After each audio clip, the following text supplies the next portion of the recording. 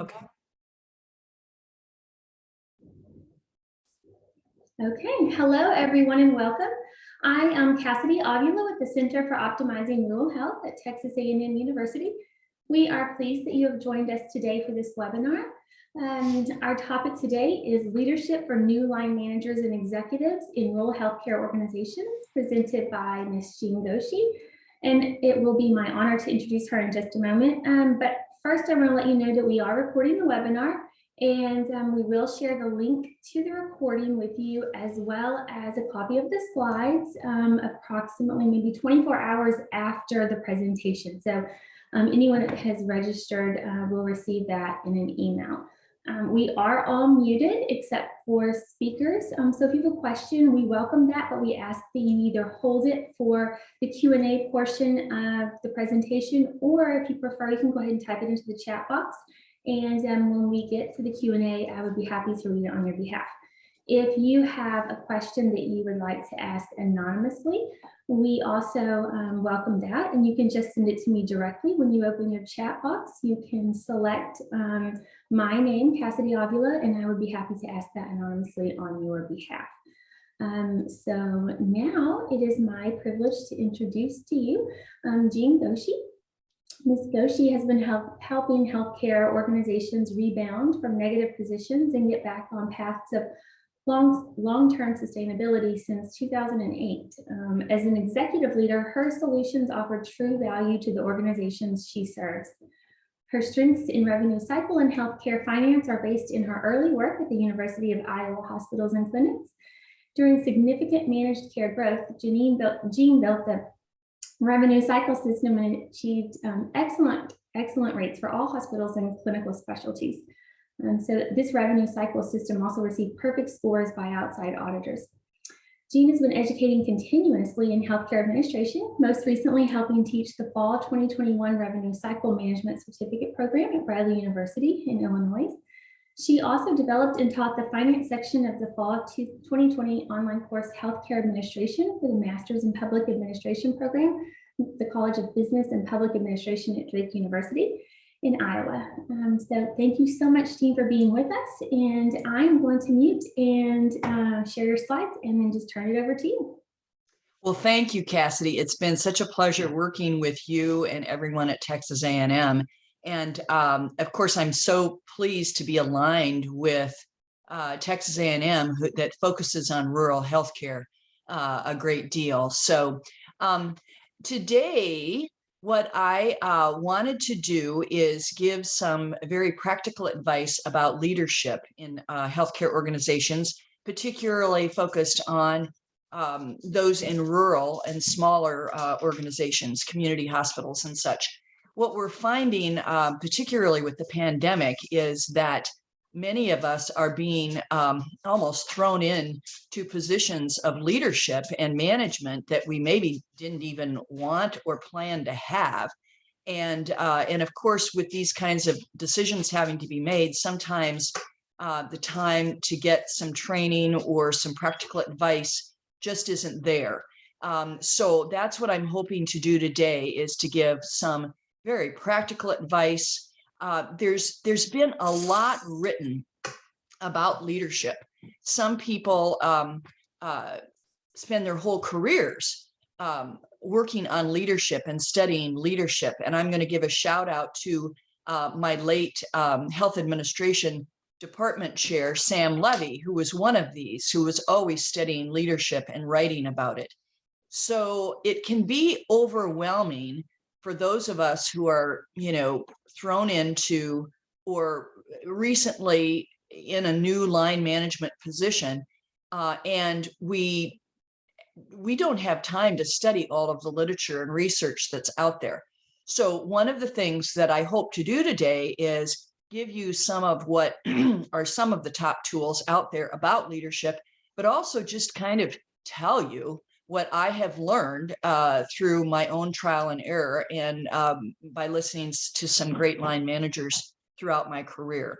So that's what I'm hoping to do today. So I'm going to start out right there, because I made a list of, when I started putting these slides together, I made a list of some of the things that I had just learned either by making mistakes or by having a mentor advise me on something that I wouldn't have otherwise known. And sometimes I've actually been on the receiving end of some of these issues. And I very much relate to how hurtful and painful some of these mistakes can be. So I'm going to start out because when I looked at my list again today, I noticed that by going through all the leadership literature and some of the best tools that are out there, some of these things are never mentioned. And they're very practical and have great meaning. So they're not in the slides, which I'm kind of like upset about a little bit here, but please take notes on these because here right on, I got about half a dozen here that are just very practical. One of the first things that I learned is that and a mentor told me this, you always give the time off that is requested. And I have to say, I'm very proud to say that I have never said no to someone who's made a request for time off. Now, that is more and more difficult as we are short-staffed and we're in COVID.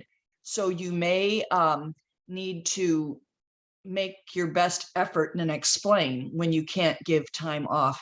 But and this was very important to me because I'm from the farm up here in Iowa, and to have, you know, like paid vacation time and paid time off was just like miraculous to me. You know, if you don't work on the farm, you're not going to make money. So so having time off was a new concept, and it almost didn't seem like it was deserved to me coming from that farm and small town background. But it is very important because people working for us in these organizations, they are not the owners. They are not getting a bonus typically from a positive financial performance. And so one of the ways that is very, very important to recognize people is when they really need time off, we need to provide it. And again, I will emphasize that that is more difficult today, every day. And there have been times where I have come close to denying time off, but it ended up working out that I was always able to give it. And when you're a strong leader, a good leader that people respect, they will work with you. If they know you're being honest with them and that you're trying to support the whole team, they won't ask for time off that's ridiculous or unfair to the team, is what I found. But you do have to prove yourself as a leader first. And then there's always those anomaly of people that that kind of abuse the system, if you will. And there may be some of that we're experiencing in healthcare these days too, I'm sure. But that was a rule that I learned. And actually, I've had people come to me and say, would you please talk to my boss because I really need this time off and he won't give it to me. And so I've had the opportunity to educate people on this as well. I think it is very, very important. Number two, always be fair with what you're paying people. And I continue to run into this. And actually, this was one that I experienced myself, unfortunately. Hardworking Iowa farm girl, and I just innocently thought, well, surely my bosses will always pay me fairly for this great work that I'm doing. And the fact of the matter is that was not true. And as I was working up into administration, I was shorted on pay $50,000 or $60,000 a year relative to everybody else working in my organization for a good 2 or 3 years. And when I learned this, I just couldn't even think straight. Now, that was a pretty extreme example, but people even care about the $5, 5 cents an hour type thing.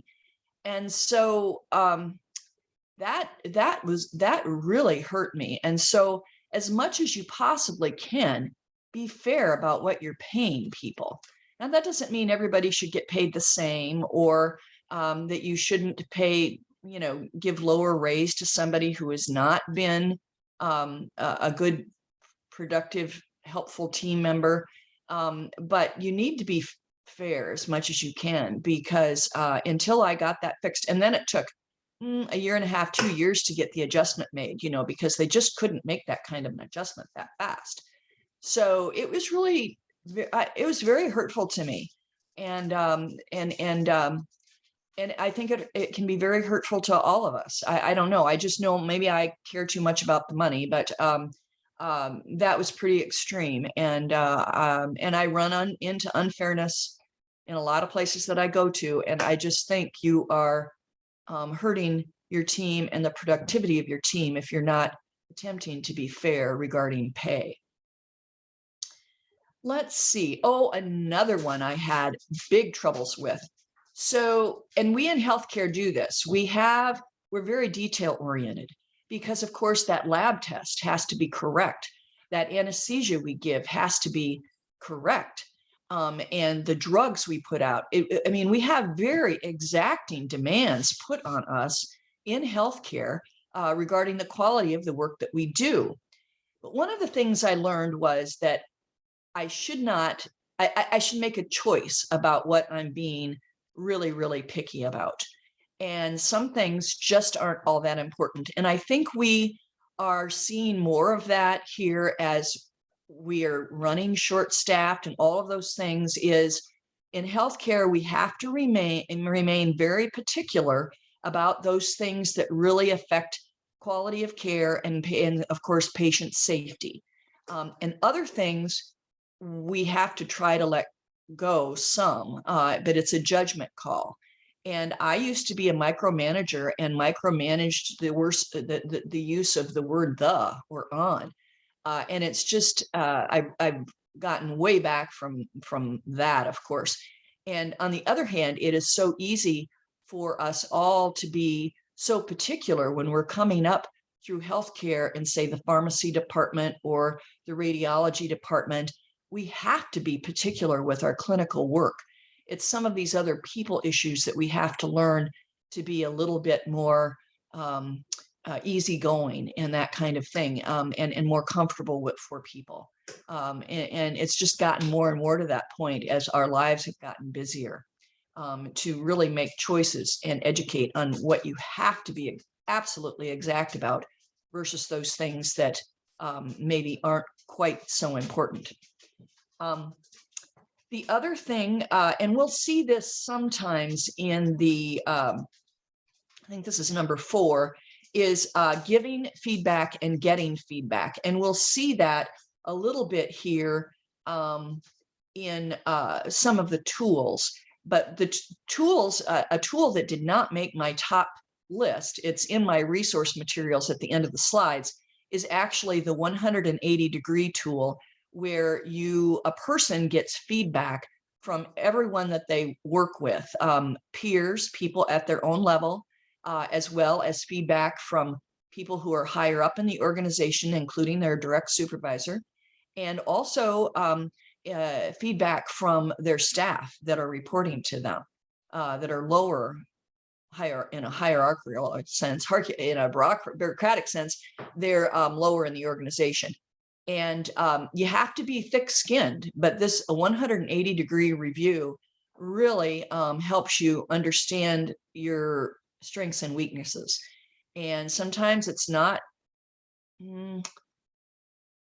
it doesn't feel good to hear what people have to say, but it's very, very important to hear it for you to become a well-rounded and effective leader. And there are tools that will provide that kind of measurement. But when you don't have money or time to use any of these tools, you can encourage that by being an open door, talking with people, being natural with people, really listening to what people have to say. And also I am giving feedback, hopefully in a relatively positive way, to people almost constantly. To me, it's a big mistake if I'm doing a 6-month or a 12 or a 1-year performance evaluation, and there's something in that evaluation that is a surprise to the staff person being evaluated. I should have been communicating about the issues, both good and bad, all the time. I feel very strongly about that. Now, when you're going to open yourself up to hearing from others about your issues, strengths and weaknesses, you got to be prepared to hear things you don't want to hear. And it's not easy. It's not easy for me to this day. But if you don't have a 180-degree tool and you still want to be a great leader, you need to listen to those around you and let them teach you and let you learn the things that you maybe need to address, either to be better or to stop doing and that kind of a thing. So I think the last item that I will mention is following through on things. And I don't think we see this in the slides either. But one of the complaints that I will often hear about other managers is they say they will do something and then they don't do it. And I suppose that's true for people who aren't in management too. So that's another thing that does not show up in the slides is follow through. So I hope you're taking notes, because I'll go through them real quick again. The stuff that does not, the important things I've learned that do not really show up in all of this leadership research that I did for you, is always give the time off that's requested. Be fair. Number 2, be fair about money. Number 3, being particular and exacting is a choice.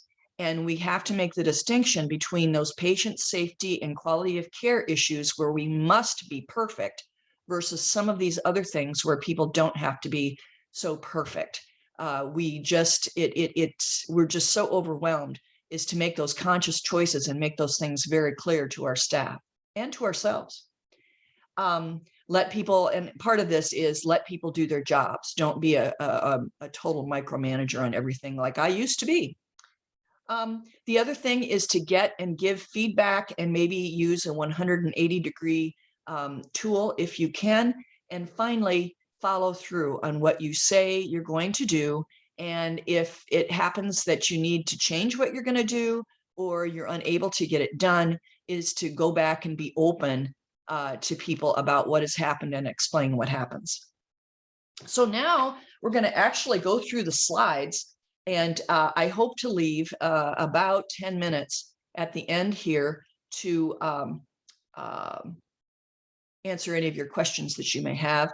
And so we'll be going through these slides fairly quickly. But what I tried to give you here is there's so much material out there on leadership and management and leadership in management that I'm hoping that I've identified for you some of the better, if not the best materials, if you have a little time to go take a look at. So Cassidy, let's go to the next slide and see what I have going on here. Thank you. The first major thing that we're going to talk about is leadership impact on culture. And we all have felt that. And then sometimes when how much leadership affects us in our work. And then we get our first line management job and we don't know what to do, or we don't know the things that we might have done as a staff person that are actually going to have a negative impact on our culture when we get into those direct line management roles. Leadership is more than the words on your mission and vision statements. It is what we do and what we say. It's our actions and our behaviors. And of course, those should be in alignment with the written words in our mission and vision statements. But I remember when I used to go, and be in a new organization and try to memorize those vision and mission words. That's a little ridiculous. And you should have a general understanding for it. But really what matters is how we relate to other people and the things that we say that should be in alignment with those statements. Next slide, please. Another important point in this leadership and culture is that we really are all responsible for our culture. So if I'm a staff person that spends any spare moment complaining about whatever it is, being negative about what it is, I am affecting my culture. And it's difficult not to complain sometimes, particularly when we are asked to do so much, particularly in this pandemic. But we need to remember that is affecting everybody else. And that's true whether you're in the top leadership positions, management positions, or everyone in the organization. I will say that you know how things roll downhill, and so how the top management and how the middle management behaves does have a big impact on what any of the rest of us can do to be more positive or to do things well. So that is a reality, but we really all play a role in establishing our culture. Next slide. Also, we're not going to talk about this, but it's a whole another aspect of management and culture development, because we have our healthcare providers, the physicians and other providers who are making orders, or nurse practitioners and others that can prescribe and all of those kinds of things. And that does create a special dynamic in culture in healthcare organizations. And it is so special that we're not even going to talk about it in this 1-hour webinar. So, but I just wanted to point out that, yeah, that it does make a difference, a huge difference. But we're going to carry on here. Next slide, please. Research has shown that in various ways, and I'm not a big statistician, so I may not be saying these things, absolutely correctly, but it has been shown that the thing that impacts how employees are feeling about their work and how engaged they are is their direct supervisor. And people also, there's also research that shows, I don't know that I've cited it here, but it is the main reason why people leave an organization is because of their direct supervisor. It isn't always the reason, but many times, a large part of the time, it is. Next slide, please.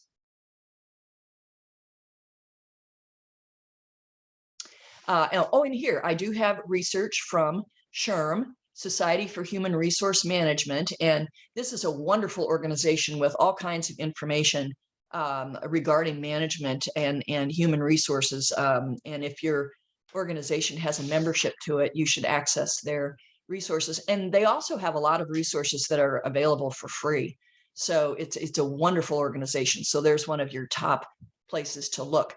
Anyway, here's the research that said 53% of those leaving the employer said it was primarily due to their direct supervisor.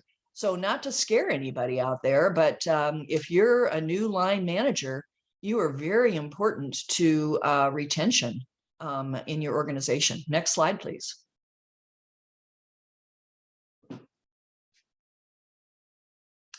And of course, SHRM also has studied what has been happening during the pandemic, and 62% of those organizations surveyed found it has been difficult to maintain culture during the pandemic.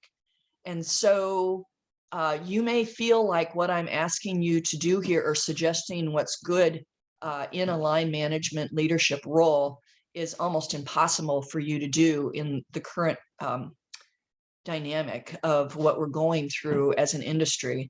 And I will recognize that it is extremely, extremely difficult.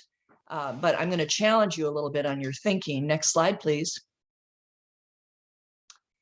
And my challenge to you is, actually, is crisis in times of difficulty the best opportunity to demonstrate who you are as a culture and as a group of people, and what your values are, and to maintain those values as much as possible, even when we're in such crisis here in healthcare at this time. Why is this a time to start lying? Or why is this a time to start covering up your decision making? I mean, all of the things that make a good leader, which we are going to be talking about through these slides, and we've talked about some of them already, how many of those things really go away just because we're in crisis? I would submit to you that crisis is the time that will really tell an organization what its culture really is. Next slide, please. Thank you. Now I'm gonna simplify everything we're going to go through here on some of the research. And I'm going to tie it to the learning that I've had to do, and I, as a manager and a leader, and I am going to be tying it to Robert Fulgram's book, All I Really Need to Know I Learned in Kindergarten. And I'm going to tell you that my excuse for being such a slow learner on management and leading is because I didn't have the opportunity to go to kindergarten. So the poor people who have suffered under me as I've learned through the decades, I'm very sorry, but it's because I didn't get to go to kindergarten. The other thing I will say is I've learned so much from my husband, who is in law enforcement. And he's in a difficult dynamic too, but he always has total respect for each and every person he meets. And he is always kind to them. Now, if they've got a gun and he's got to, deal with potential violence, he did that superbly as well. And he even worked on SWAT teams and that kind of a thing. But I've learned so much from my Mike in that he respects everyone fundamentally and is always fundamentally kind. And he is kind if it's somebody who's yelling at him. He's kind if it's somebody with a tinfoil hat who's saying, I got 5 people in my car here, and one of them is President Roosevelt. He's still always respectful and kind. And if one remembers and is naturally, and we're all caregivers, if we can do that, that fundamentally changes the feeling or the energy about a situation, no matter what else we might do or what other mistakes we might make. Next slide, please. So here we go. Next slide, please. Effective leadership fundamentals. And I will be tying them, what I've learned, to also what we all learned, should have learned, and could have learned in kindergarten. First of all, what you'll see if you Google leadership is that there are so many lists. The top 4 of leadership, the top 5, the top 16. It goes on and on and on. And of course, the authors change up what they're talking about in order to have the articles read. And many times they're, very good consultants that know what they're doing. But it's a little overwhelming how many lists there are. I chose a few of them, and your resources list at the end of the slides will give you some other ones, and it's real easy to find more. And that's what I'm trying to do with this presentation, is to highlight what I think are the most effective leadership fundamentals, because some of these lists and some of the research gets real highfalutin, and it's not necessarily helpful for those of us who are suddenly in a line management position and just need to have some do's and don'ts. One of the things I was very impressed with this list that Fast Company did. Leadership is about those we are leading, those that are led. And their list talked about some things that I thought were absolutely sound, wonderful. Be humble, communicate. You can never communicate enough. Be open, be accessible, communicate, communicate, and communicate. Trust. You have to trust other people until they fail to learn, keep that trust. You have to be trustworthy yourself as a leader. And also, the leader is the one who's got most of the responsibility to innovate, to come up with, okay, we can't run the ER this way because of COVID. What are we going to do to deal with the airflow issues or the masking issues or the screening issues? And so a good leader is leading the charge on those things, but oftentimes with participation with other experts in the organization. Next slide, please. Here's another list that I thought was pretty good. This one came from Forbes, and 9 fundamentals of leadership success is what's on this list. Communicate your core values. That means act your core values, use your core values in the words that you choose, demand focus on your patients and your customers. Number 3, display total commitment to what you're doing. Be of service. We've heard about being a service leader, and that's really an effective leader is someone who is rolling up their shirt sleeves and serving the whole organization around them in effective ways. Be transparent, be open. Again, that's that communication item coming out. Create the path that ties to the innovation. Provide some leadership direction on where we need to go, and then find best practices, borrow best practices, steal best practices, take ideas from staff who've been in other organizations, because it's just been impossible for many years now for any of us to know everything there is to know in running a complicated healthcare organizations. Hire well as much as you can, and don't hold the bus. Don't hold people back. Let people do their work. Don't hold that bus back and hold people back from doing what's good for the organization. Next slide, please. Let's see. This one is pretty good from Forbes as well.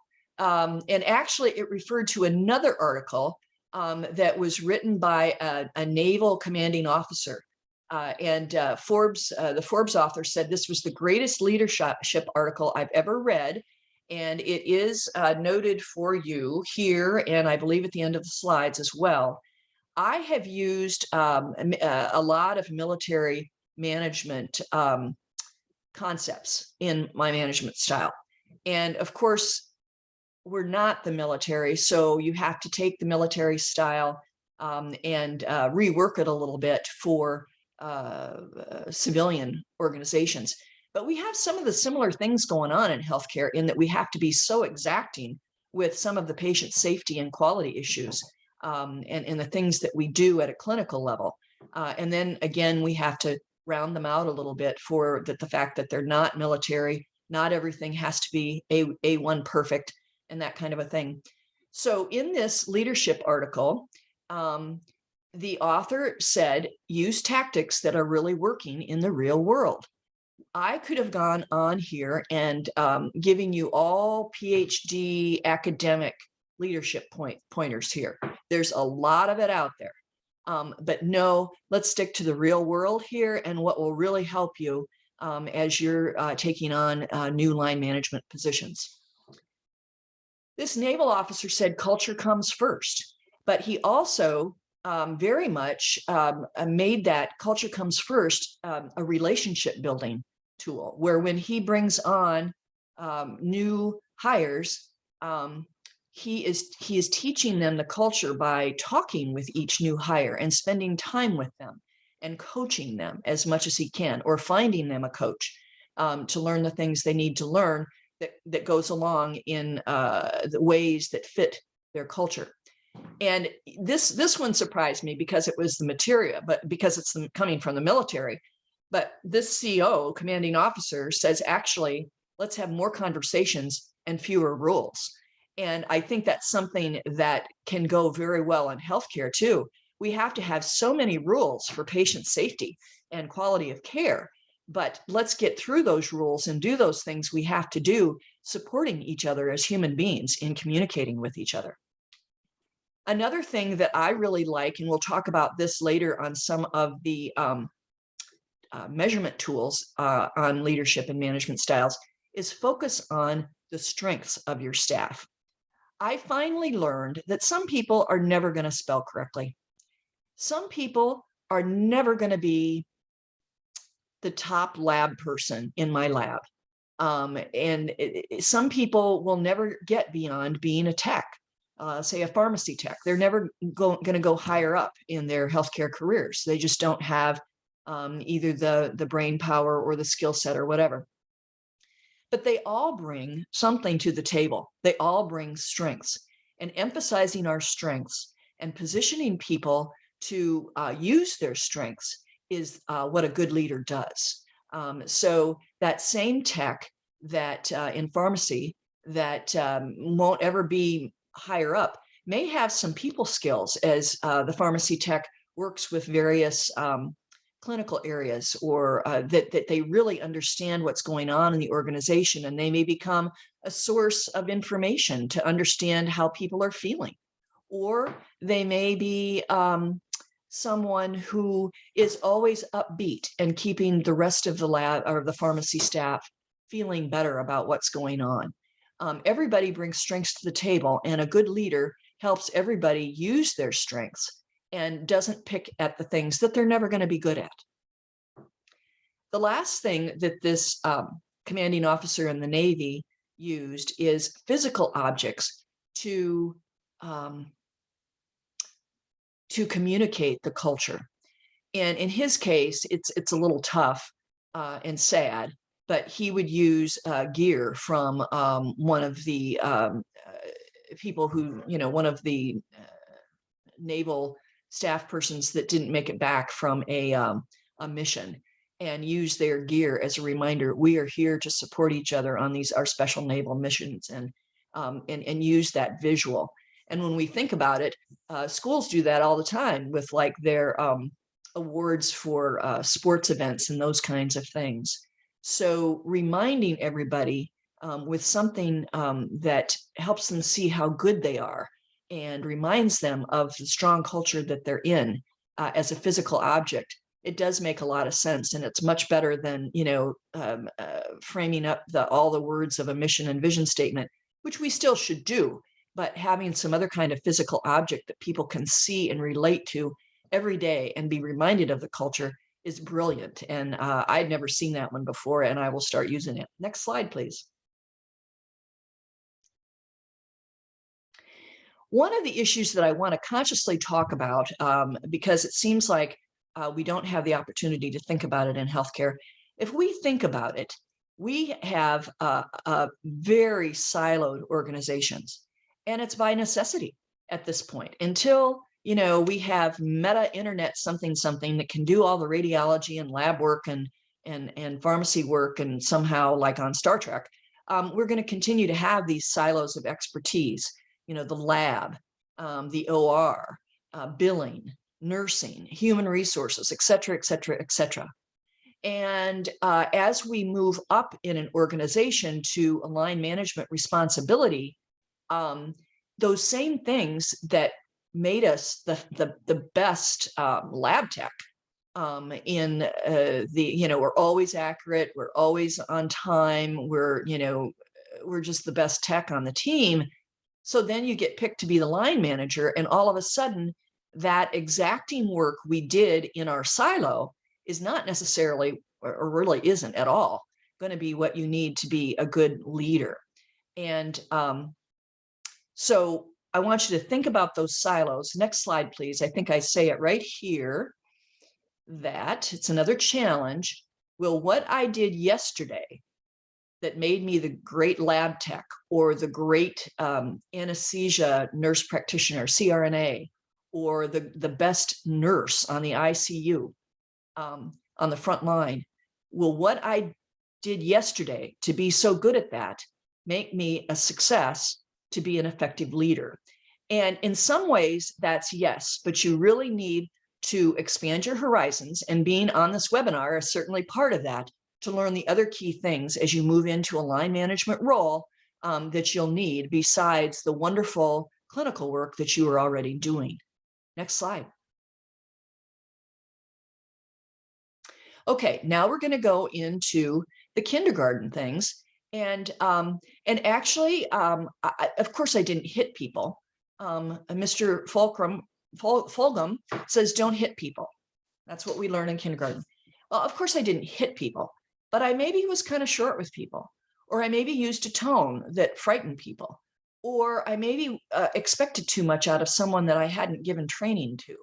And so if we expand this a little bit, it's this, again, I refer to my husband and other great leaders that I have observed: always be respectful, always be kind, always be gentle, always be patient.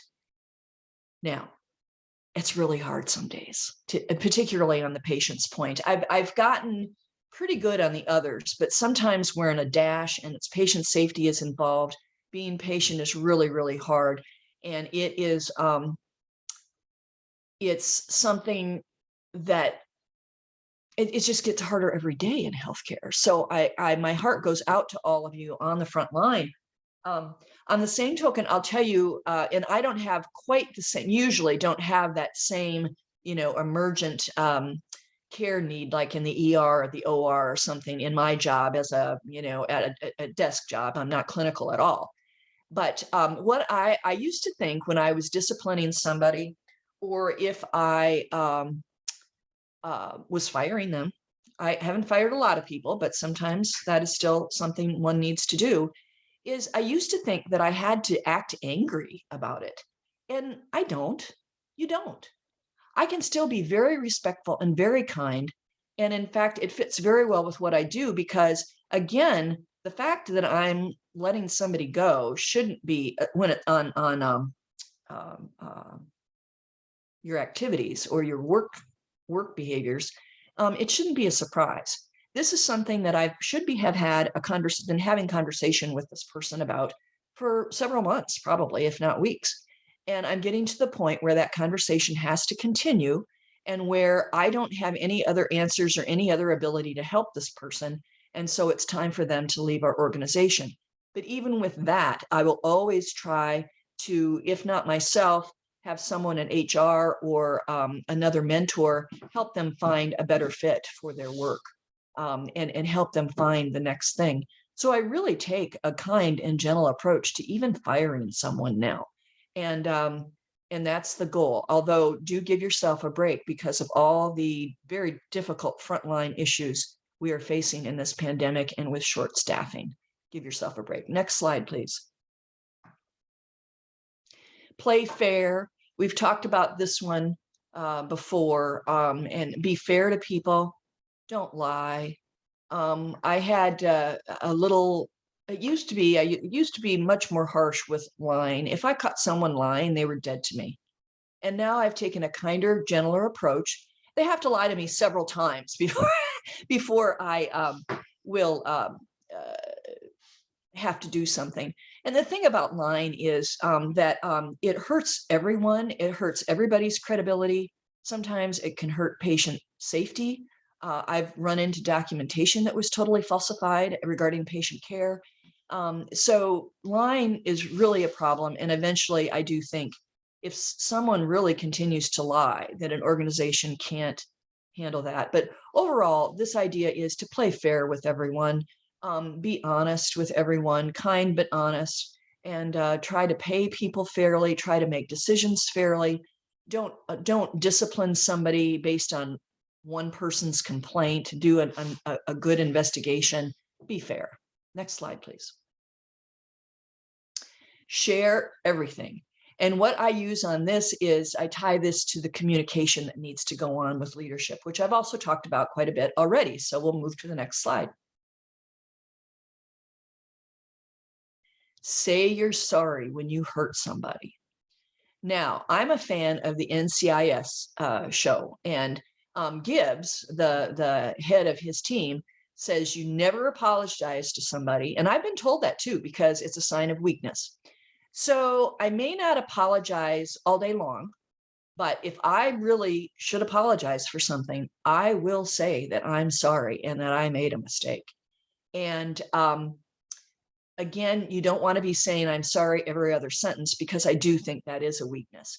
But if there's something that I've done that has really hurt somebody and I made a mistake, I will apologize. Next slide, please. Clean up your own mess. And well, I tie that to taking responsibility, being accountable for things that we do. Again, don't lie. Again, this can be used for communication as to explain your decisions. You know, maybe you had to make this mess because of some other priority, but don't blame others. Take responsibility for it yourself, and certainly pitch in and help with the cleanup when you can on management decisions. Next slide, please. Don't take things that aren't yours. And this has to do with, we sometimes literally run into this across clinical units where all of a sudden a bunch of critical supplies that are short will be lost. Some other unit will have taken them, and that's another leadership thing regarding supplies and how to make sure they're distributed fairly across the organization. But also, I also tie it to communication. None of us do things alone, and always give credit where credit is due. And that's one of the few things that we can often give everybody is thanking them and giving them credit for the things that they do. Next slide, please. This one's kind of sweet. When you go out into the world, watch out for traffic, hold hands and stick together. And this ties into the fact that back when I started in healthcare, I think a hospital CEO or a chief nursing officer or a chief operating officer, one could really learn almost everything there was to know on finances, on clinical issues, on other administrative issues, on HR issues. And that really is not true anymore. Things change. Let's just take human resources. Most of us don't deal with human resources every day. Well, by God, there's no way anyone can know everything about human resources in a line management role. And so we really have to work together as a team, collaborate, use the knowledge that we have from our various fields, and encourage the sharing of ideas. Sometimes let others lead the charge. If it's like, for instance, on COVID, I was in a small hospital at the time, and the head of my laboratory really understood a lot of what needed to go on. And she led, and quite a young person too, she led a lot of the clinical decision-making that we collaborated to make regarding COVID. And of course, that was something that we had to address almost daily there for a while at first. And sometimes it gets to that again. So reach out and learn from others. That's the only way to survive in healthcare now. Next slide. Oh, these are a couple more that I've already talked about, focusing on strengths and using those physical objects to remind people of our culture. Next slide, please. And we are getting close to time. Now I'm going to talk to you about common management styles for leaders. And I don't talk about the styles so much as I'm going to talk about top tools in the field to assess one's management style and to guide one's management style. All of these tools, these are the top tools, and both DISC and Myers-Briggs type indicator have been used for decades now, and the research continues on them, and they're the most solid statistically, if you will. The Gallup Strengths Finder is a newer tool, and I really enjoy using it, but it does not have, it takes a very different approach from some of these other tools. And let's take a look at the next slide. So there are many management styles. We are all different as individuals. We all have different strengths and weaknesses. And there's all kinds of leadership studies and descriptions out there. And what I'm trying to identify for you is ways for you to understand yourself better so that you can understand where your strengths are and those other leadership fundamentals where maybe you need to do some learning. Next slide, please. There are things that we're hardwired to be. I'm Jean. I'm always going to be Jean. Some people may not like Jean, but I'm still going to be Jean. So there's some things about all of us as individual people that just are. But in leadership, you really can learn some things to do to improve your skills. And also there can be situations where you very much can adapt your style. For instance, I may have some sort of financial crisis that I'm dealing with as an administrator. And even though I am generally open and transparent with all the staff about the regular financials and those kinds of things, let's say it's something that the Blue Cross plan is really questioning me about something, and they're threatening to cut my, take back a couple $1 million or something. Well, that's a thing that I don't need. And so I'm going to adapt my communication style in that case. And I'm not going to advertise that. It might be something my board needs to know confidentially, but I'm not going to worry my ER nurse or my frontline clinical staff in the ICU about this matter that really I need to take care of. And so I adapt my communication style to the situation at hand. And I think there are a number of situations that we could think of where some styles are need to be adapted. I will tell you, and we will still see this, what is the least effective, and the research seems to confirm this, is, and this is what I learned under, and I surprisingly still see it a lot in healthcare: autocratic, do as I say, not as I do as I say, or you're gone, micromanagement, top down, command and control. And we've talked about healthcare organizations and the need for technical silos in our clinical areas.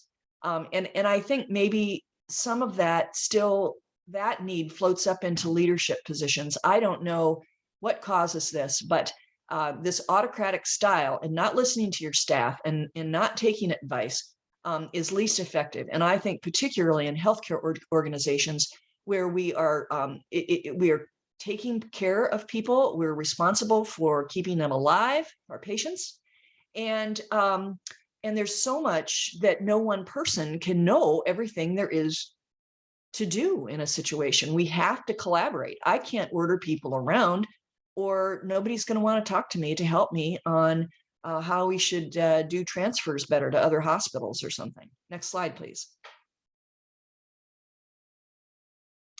And here I've already mentioned this. Next slide, please. We're going to buzz through this quickly because I want to take questions here. But DISC is a personal assessment tool, and it's very much used. And I have a couple of websites for you to go to if you're interested in DISC. Next slide, please. I've talked about this. It gives you self-awareness. DISC helps you understand that we all approach things somewhat differently. And so DISC allows us to get to know each other and how better to communicate with each other in a way that can turn our different points of view actually into a positive and a collaborative work. Next slide, please. Also in DISC, if like I'm a dominant style, if you can imagine that. And anyway, I need to work harder on my influence style in selling people and being more patient and let other people lead. I am not the queen for the day. I don't get to make every decision. I don't even know anything directly about direct patient care. So who am I to say? Next slide, please. The DISC acronym means these are the 4 categories. D is for dominance. I is for influence. You're kind of a salesperson if you're high in the I area. Steadiness and conscientiousness. And this is interesting because in healthcare, we have a lot of steadiness and a lot of conscientiousness, or what I should say is a high proportion of our employees are in those 2 categories. And it makes perfect sense when we think about the silos and how exacting we have to be in the clinical work that we do. Of course, we're going to be steady and conscientious and do perfect work. But if you've got me in the organization who's high on dominance, if you don't learn to work with each other in ways that helps other people feel comfortable, my dominance can make a steady person just clam up and not say anything. And so, of course, the best style is to kind of have a lot of these strengths, but we all don't. So learning about them and understanding your people and how to approach them is the point of a DISC analysis. Next slide, please. Here on this slide, I'm not going to take the time, but it tells you a little bit more about the categories. Next slide, please. And here I've talked through this slide already. Next slide, please. Next, we talk about Myers-Briggs type indicator. And this tool, and we're not going to get into it, very heavily used, very valid, very good tool. It identifies 4 basic preferences. Next slide, please. And these are the preferences. Do you prefer being out with people or being more of an introvert? An information, do you sense the information or do you intuit and add more to it than what is presented? In decision making, are you more of a logical thinker, or do you make your decisions more with your emotions? And in structure, are you more judging or are you more open and perceptive? And what Myers-Briggs does is measures someone who's taking the measurement tool. And then there are actually 16 different categories, different combinations of categories. And then you learn from there about who you are or who your staff is and your strengths and weaknesses and how people approach things and that kind of a thing. Next slide, please. We're running out of time. Oh, the one thing about all of these tools is that there's no best type. We all bring strengths to the table. Next slide, please. I particularly really enjoy Gallup Strengths Finder because particularly me with such a strong personality, there's some things that I'm really kind of weak at, but Gallup let me run with those strengths, and this is who I am. And so I can tell employers who I am with my strengths and lead with a positive step forward.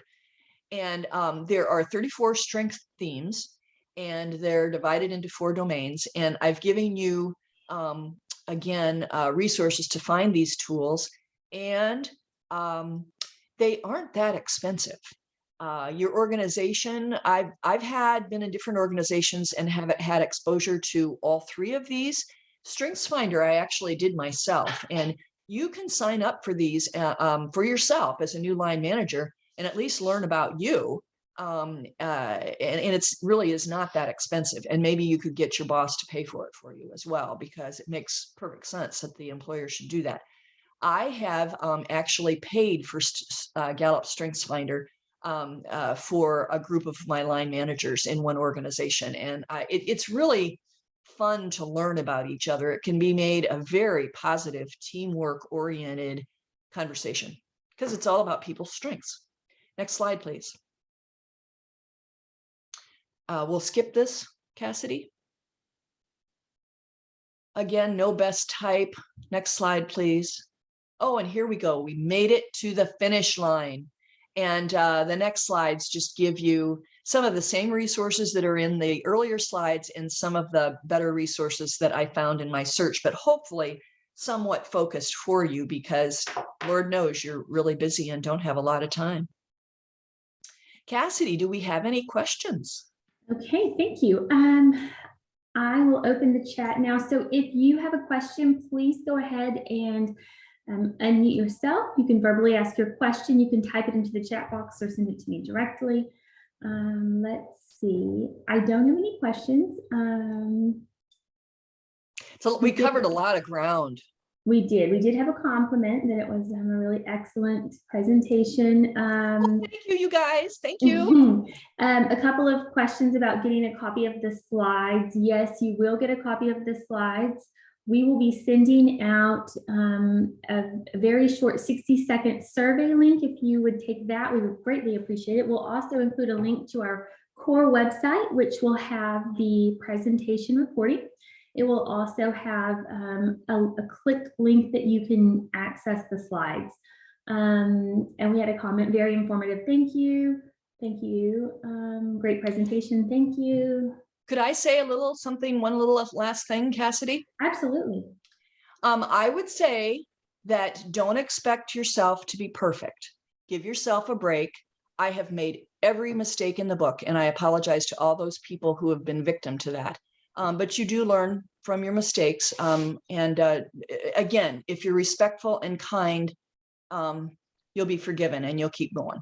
Good luck. I love it. Let's see, a couple of other comments, several thank yous, very informative. not only for new leaders, but also to those who have been in the admin position for a long time. Very valuable, thank you. So I don't see any questions, just mostly comments and praise. So if you do have a question and you're still trying to type, since we are a little bit after 1, if we cut you off by mistake, please email us, get in touch with anyone at CORE, and we'll make sure that Jean gets your question and we get a response to you. So thank you so much for joining us today. And Jean, thank you so much. That was an excellent presentation. And I look forward to talking to you again soon. Thanks, everyone. Thank you, everybody. Thank you, Cassidy. Thanks. Bye-bye. Bye.